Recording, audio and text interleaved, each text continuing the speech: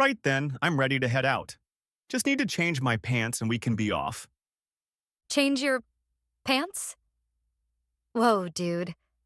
Why are you telling me about your underwear? That's a little TMI, even for you. My what? Jessica?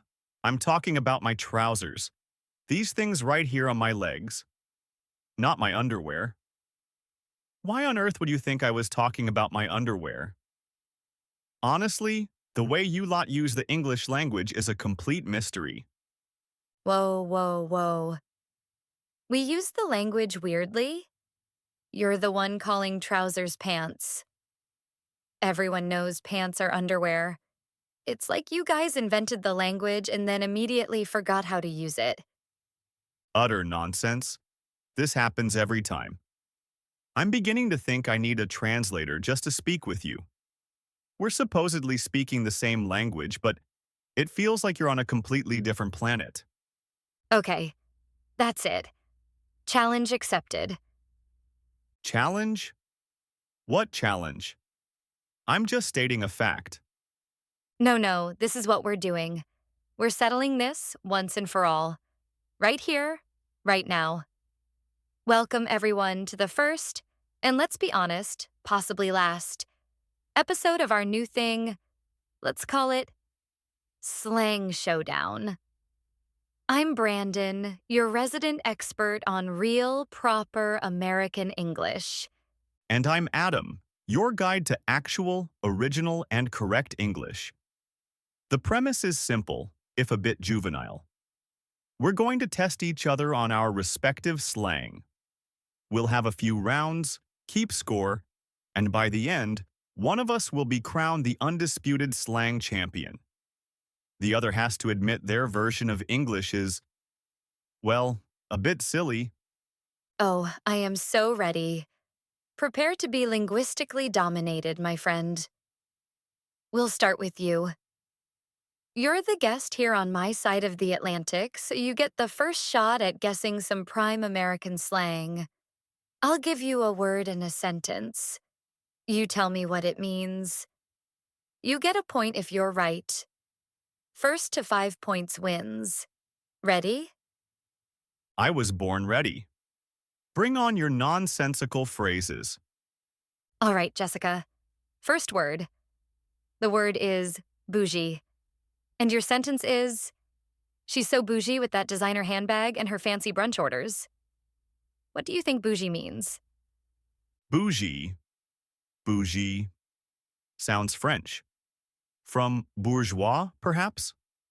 So it likely has something to do with being middle class or maybe aspiring to be of a higher class. The sentence mentions a designer handbag and fancy brunch, so it points towards someone who is, let's see, a bit showy with their wealth or their perceived wealth. It feels a little derogatory. I'm going to say it means someone who acts like they're rich and high class, possibly in a pretentious way. Ding, ding, ding. Wow. Okay. A direct hit right out of the gate. That's exactly right. It means luxurious or high class, often with a hint of pretension. And it does come from the word bourgeois, just like you said. I'm genuinely impressed. I thought that one would stump you. 1 point to the UK. Of course, it was obvious. It's just a shortened, Americanized version of a perfectly good French word. We do that too, just with a bit more decorum. Right, what's next? Don't go easy on me. Okay, Mr. Confident. Let's try this. Flaky. As in, I was supposed to meet Sarah for coffee, but she's so flaky she canceled at the last minute again. Flaky. My mind immediately goes to pastry, a flaky croissant. Light, airy, falls apart easily. Or perhaps dandruff. Neither seems particularly flattering for a person, but she canceled at the last minute. So it implies unreliability. Someone whose plans fall apart? Like a poorly made sausage roll. It promises so much, but at the first sign of trouble, it's just crumbs and disappointment. I'll say flaky means unreliable, someone who doesn't stick to their commitments. You're on a roll. 2 for 2. Flaky is exactly that. Someone who is unreliable and cancels plans often. You just can't count on them. We've all got that one flaky friend. You make plans, and it's a coin toss whether they'll actually show. The UK takes a 2-point lead. I'm starting to get worried. Don't be worried, Brandon. Be enlightened. You're witnessing a superior intellect easily dismantling your colloquialisms. Next, All right, smart guy. Let's see what you do with this. The phrase is spill the tea. And your sentence, come on, you just got off the phone with him. Spill the tea. What did he say? spill the tea. Right. Well, I assume this is a clear reference to the Boston Tea Party, where American colonists, in a fit of pique, threw perfectly good English tea into the harbor. So, to spill the tea must mean to cause a major political and economic incident. In this context, it would mean the information is so scandalous, it's going to start a revolution. A verbal uprising, if you will. The speaker is demanding gossip, the juicy, potentially conflict-starting details. So, spill the tea means to share gossip. You're killing me. That is correct. 3 for 3. It means to share the gossip, the secret information, the truth. I love your historical detour, though. The idea of every gossip session being a mini revolution is hilarious. But yeah, you're right. I can't believe this. Team USA is getting shut out. It's hardly my fault your slang is so transparent. It's like solving a children's picture puzzle. One more. I'm feeling, what's your word for it? Amped. Okay. Final word of the round. I'm bringing out a newer one. The word is Riz. As in, did you see how he got her number in like 30 seconds? The man has serious Riz. Riz. R-I-Z-Z. It sounds like a sound effect from a comic book. Or a fizzy drink. The man has serious Riz. It's clearly a positive attribute. He got the number quickly, so it's related to charm or charisma. A quality one possesses. It sounds like a shortened word. Could it be short for charisma? Is it that simple? You've just lopped off the beginning and end of charisma and decided the middle part is a word? That seems frightfully lazy, but logical. I'll go with that. Riz is short for charisma, and it means someone is effortlessly charming. That's it. I'm quitting. How are you doing this? Yes. Rizzes is short for charisma, and it means skill in charming someone. It was even the Oxford Word of the Year in 2023. You just went 4 for 4. I am gobsmacked. Wait, that's one of yours, isn't it? It is indeed, and now it's my turn. Prepare yourself, Brandon, for the nuanced, layered, and historically rich tapestry of British slang. First up, gobsmacked. As in, when he told me he'd won the lottery, I was utterly gobsmacked. Gobsmacked. Okay, gobsmacked. I think that means mouth, right? Like, shut your gob. And smacked is, well, hit. So you were hit in the mouth? The news was so shocking it felt like you were physically punched in the face? That seems extreme, but you guys can be dramatic. I'm gonna say gobsmacked means shocked or surprised, to the point it feels like you've been smacked in the mouth. That is surprisingly accurate. Very well done. Gobsmacked means to be utterly astonished. The imagery of being smacked in the gob is precisely where it comes from. You're so surprised you're speechless. 1 point to the USA. I'm impressed you knew gob meant mouth. See? I pay attention. I've watched enough Guy Ritchie movies to pick up a thing or two. All right, hit me with the next one. Very well. Your next word is chuffed, as in, I was so chuffed when I passed my driving test on the first try. Chuffed. Chuffed. It sounds like a noise a steam train makes. Chuff. Chuff. Chuff. Or maybe something bad, like you're worn out. Man, I'm so chuffed. But the sentence is positive. I was so chuffed when I passed my test. So it can't mean tired. It sounds like puffed up.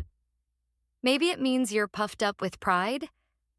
Like your chest is all puffed out because you're so proud and happy? I'm going with that. Chuffed means really pleased or proud. Blimey, you're good at this. That's exactly right. To be chuffed is to be very pleased or delighted. The original dialect word meant puffed with fat, so your puffed up analogy is spot on. 2 points for the American. This is becoming a proper competition. Told you, we Americans are adaptable.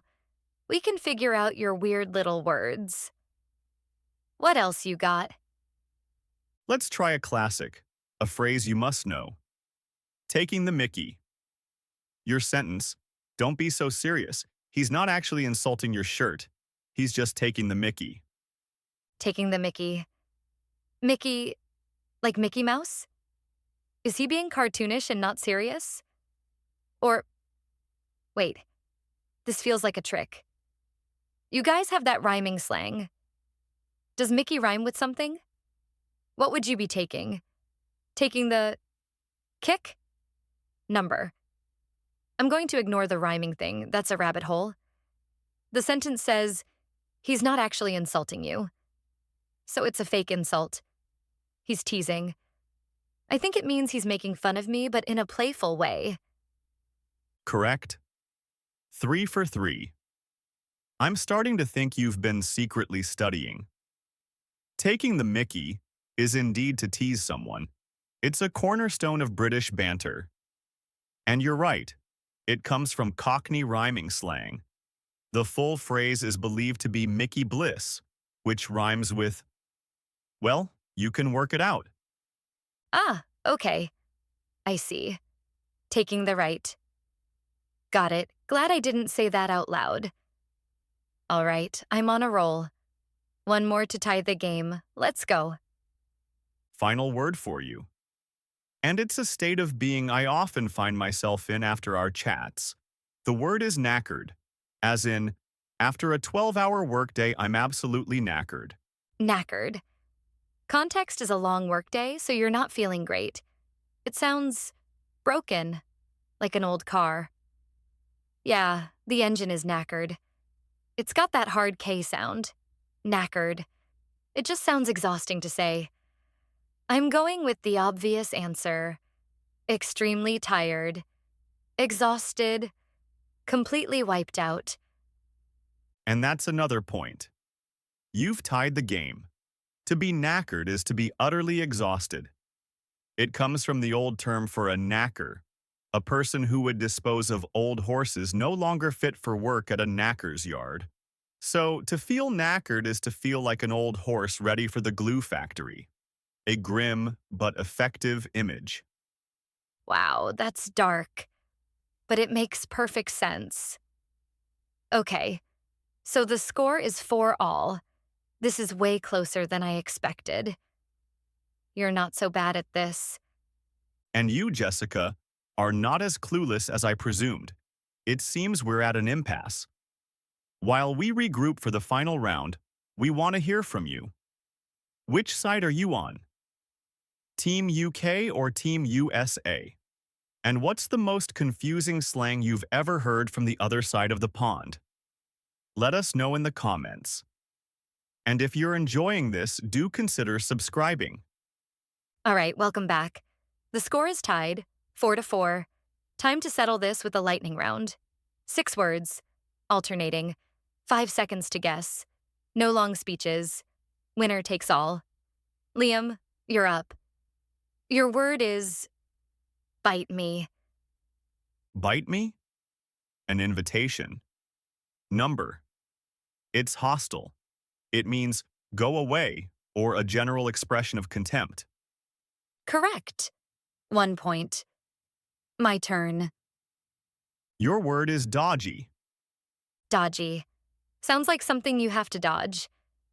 It's shady, suspicious, not quite trustworthy. That restaurant looks a bit dodgy. Correct. 5-5. My word. Your word is simp. Simp. Short for simpleton? No, the internet. It's someone, usually a man, who is overly eager to please someone they're attracted to. Disturbingly correct. My turn. Your word is gutted. Gutted. Like you've had your guts removed. A terrible feeling. You're devastated, bitterly disappointed. You missed the concert? You must be gutted. Precisely. The score is 6-6. We're running out of words. This is intense. Okay, Liam. This one is a potential minefield, so tread carefully. Your phrase is bum a fag. Right. I am acutely aware of the American meaning of both those words. To you, bum is a homeless person and fag is a deeply offensive slur. However, in Britain, bum is a verb meaning to casually borrow, and fag is a cigarette. So, can I bum a fag? Simply means, can I borrow a cigarette? That is absolutely 100% correct. And thank you for the very clear public service announcement. That misunderstanding has caused problems for decades. Final point to you. The score is 7-6. The pressure is on me. Jessica, the final word. If you get this right, it's a draw. Get it wrong, and I am crowned champion. Your word is Cheerio. Cheerio? That's it? That's not slang, it's a breakfast cereal. You're trying to trick me. It's something you say when you leave. It means goodbye. But that feels too easy. Is there a hidden meaning? No, I'm sticking with it. Cheerio means goodbye. And with that, you are correct. It is a simple, informal way of saying goodbye. The final score is 7-7. It's a draw. I cannot believe it. All this for a draw. A draw. I'll take it. That was way more intense than I expected. My biggest takeaway, though, is that pants means underwear in the UK, which I will never, ever forget. And my takeaway is that Riz is a real word, which I shall try my hardest to forget. I suppose it just goes to show that despite the differences, we can just about understand each other. It's been an education. It really has. So, what do you think? Who should have won? And what words did we miss? Drop them in the comments and maybe we'll do a part 2 to settle the score for good. Thanks for watching the first ever Slang Showdown. Yes, thank you for tuning in. Don't forget to like, subscribe, and all that other business. We'll see you next time. Cheerio!